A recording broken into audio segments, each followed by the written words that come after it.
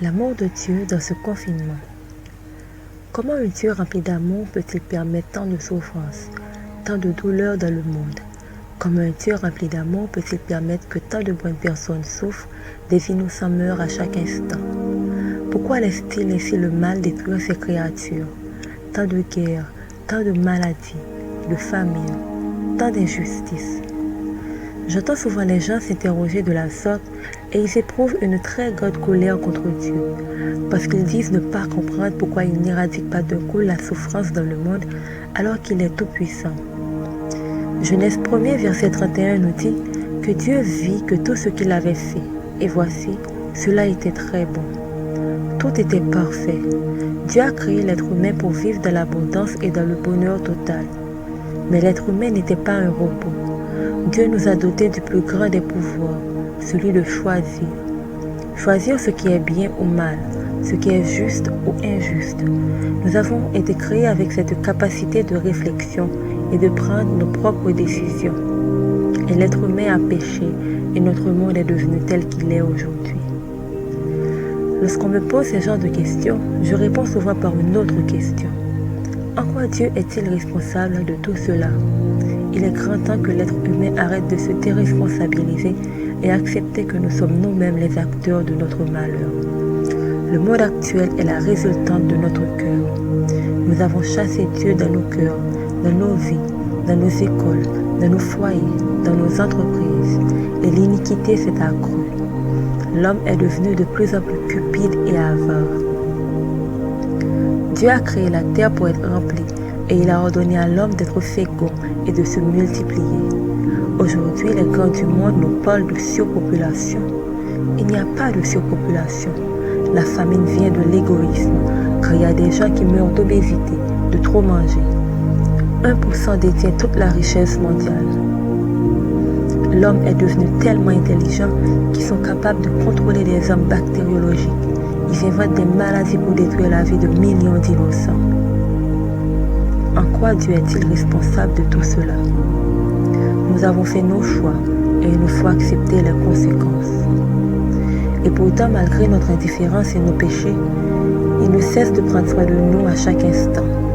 Il avait un plan pour nous racheter de l'abîme du péché et nous faire revenir à notre divinité d'avant. Car Dieu a tant aimé le monde qu'il a donné son Fils unique, afin que quiconque croit en lui ne périsse point, mais qu'il ait la vie éternelle.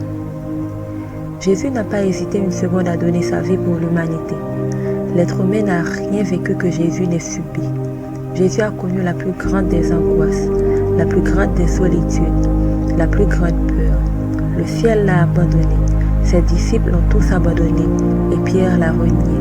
Il a subi l'humiliation, il a été sévèrement fouetté et moqué de tous. Tout cela pour toi, pour te rappeler ta valeur, que tu n'es pas n'importe qui, que tu es inestimable. La mort de Jésus n'a été causée ni par le coup de la lance, ni par les souffrances endurées sur la croix. Son cœur se rompit sous l'effet de l'angoisse morale. Jésus a été tué par le péché du monde. Voilà le mystère de l'amour de Dieu. Si tu comprends cela, tu sauras alors vivre dans l'abondance et la paix. Dieu est amour, tout simplement. Si ce Dieu n'a pas hésité à donner sa vie pour toi, alors il n'y a rien qu'il ne puisse pas faire pour toi. Lorsque tu vis dans l'amour de Jésus, l'inquiétude, l'angoisse, la peur n'a plus de place dans ton quotidien. Lorsque tu comprends le mystère de l'amour de Dieu, tu es dans la paix.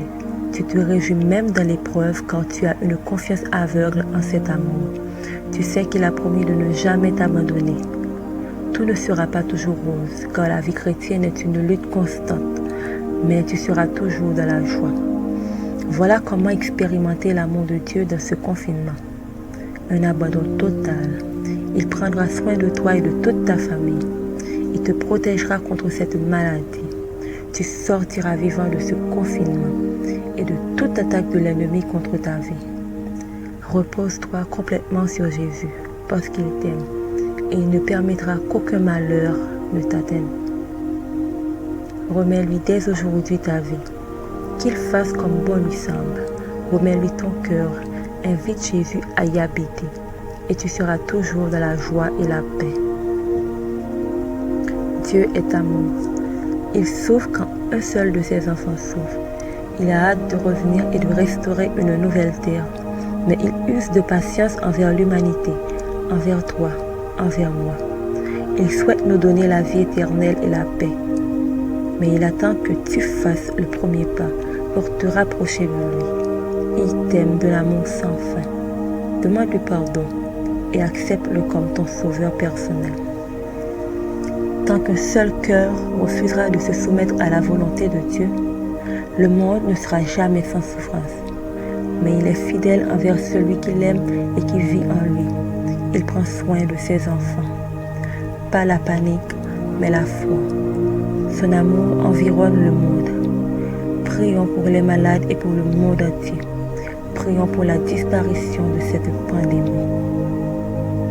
Soyez bénis abondamment.